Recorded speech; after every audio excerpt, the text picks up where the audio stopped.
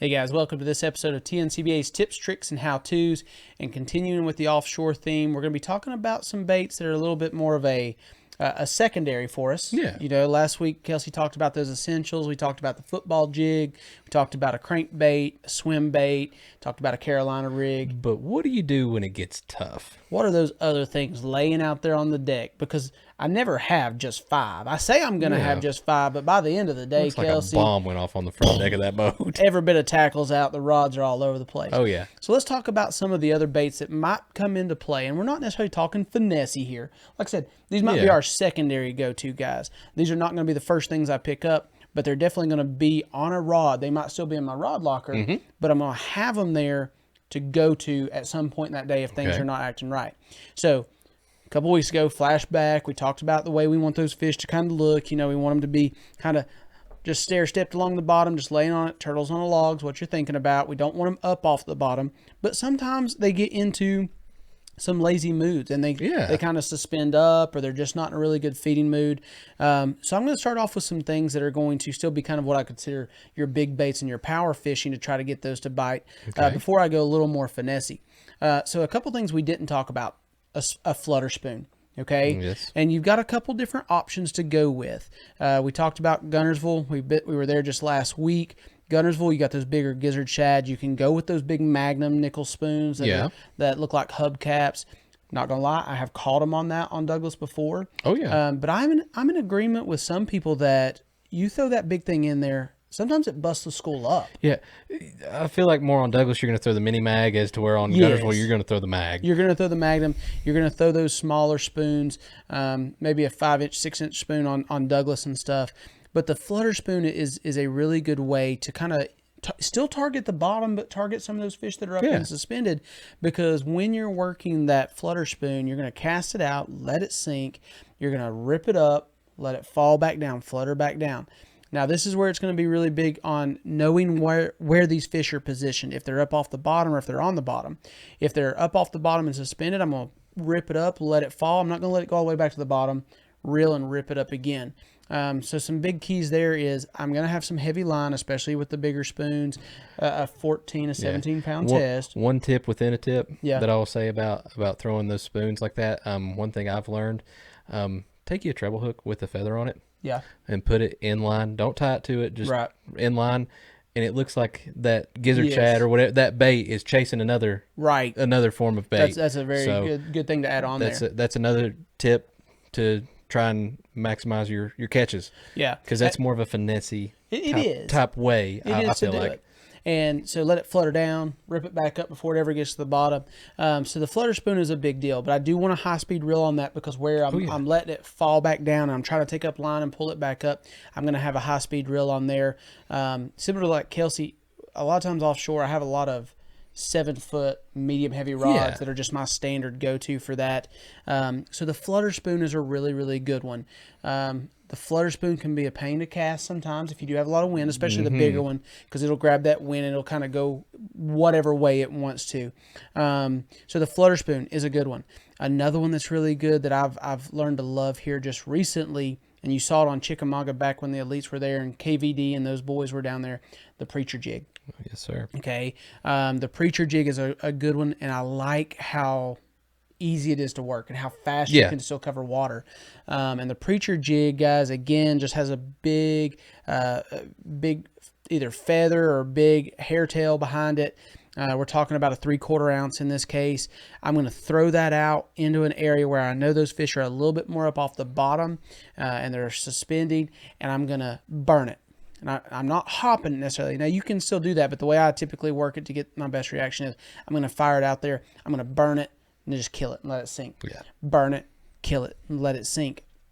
And again, it's not as slow as the spoon is on the sink. On the sink and stuff, it's getting down there a lot faster. This is kind of more of a fast way to work through those suspended fish and stuff and get them to react. And really, most of the time, they're going to eat it on the fall. You're going to fill it and pop it on the fall. And not only offshore on humps and stuff, but I'll tell you another good place I've learned to use this. Where you're going? The bridge pylons.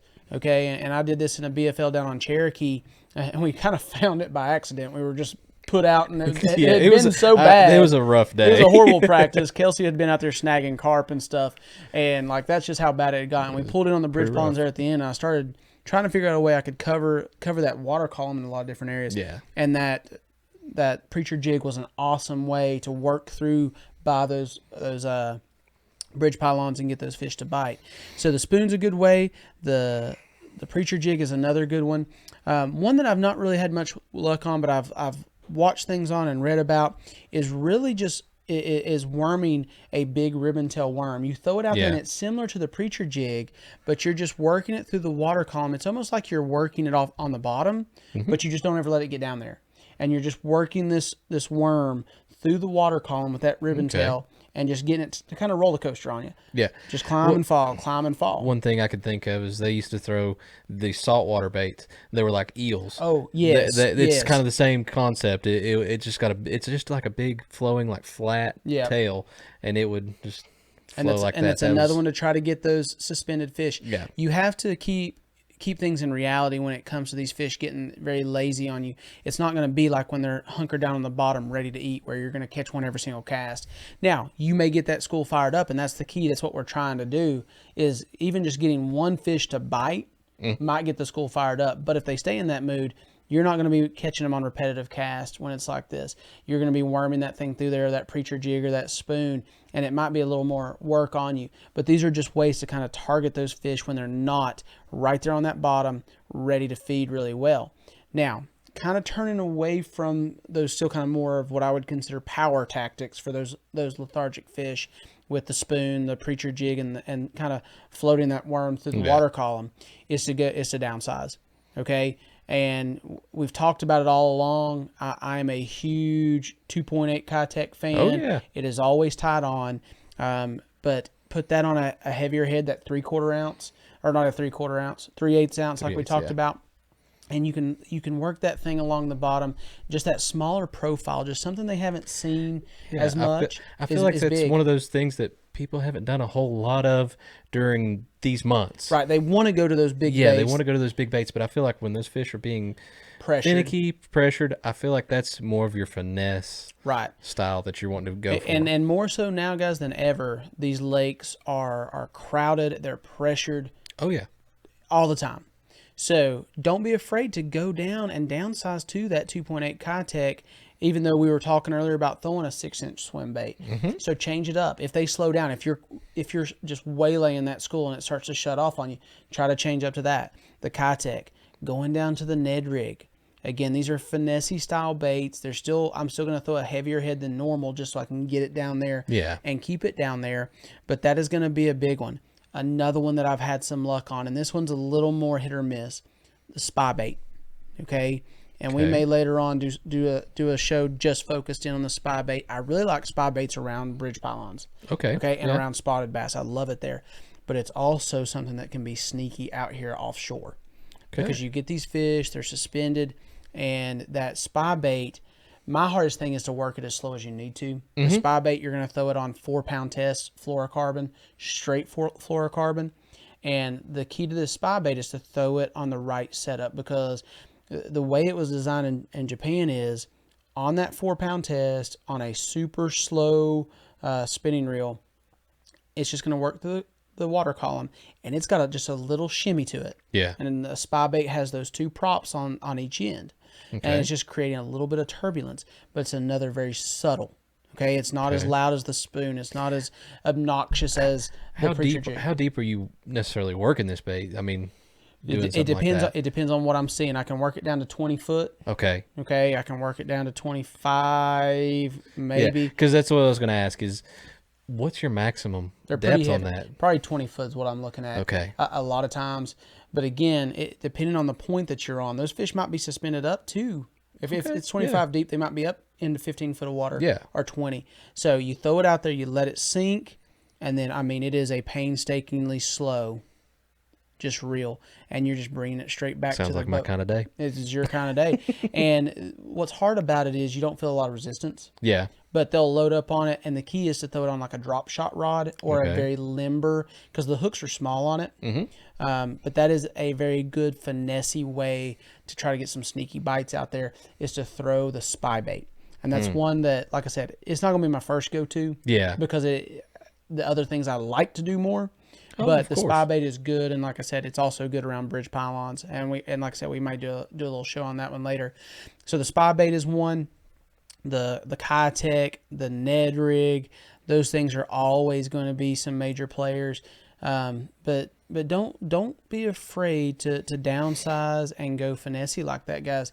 You want to give these fish something they haven't seen much of, and those are going to be some of those baits that they're not. Everybody's going to be out there throwing the big plugs, the big crankbaits, the big swim baits, the big football jigs. So make yourself different. Yeah, read the fish, pay attention. If you do have Panoptics or Live Scope, you're able to see whether they're suspended or the kind of mood that they're in. Another thing that pops into my mind is like those tailspins, those Derricus, by Jackal that you can work through the water column. They're small. They got a little tail spinner on them. I know exactly what you're talking about. And they're small enough that you can work them pretty quick, but they're still got some weight to them. So those are just some different approaches to that offshore game that might help you get a few more bites once these schools see a lot of baits, or maybe it's a day where they're not pulling a lot of water and they've started to suspend. So keep those finesse tactics in mind. That'll help you pull a few more bites out of these schools, especially during a tournament time where it might be a little bit crowded and you can't just jump around anywhere. You got to really maximize that school that you found. But guys, I hope y'all have learned a little bit from this offshore, not necessarily essentials, but our backups, our offshore backups and secondary players. So go out there and give some of those a try. Give them a try even when the schools are fired up and you really want to throw some of those bigger baits, but maybe throw some of these other things to learn them a little bit. That's what I like to do, is like, if it's really good, I want to try some of this other stuff so I can get bites on it and get confidence in it too. Exactly. So, and that's a big key. So, guys, get out there on the water. Try to find you some offshore fish, guys, and fire up a school. We'll catch you on the next one, guys. Take care.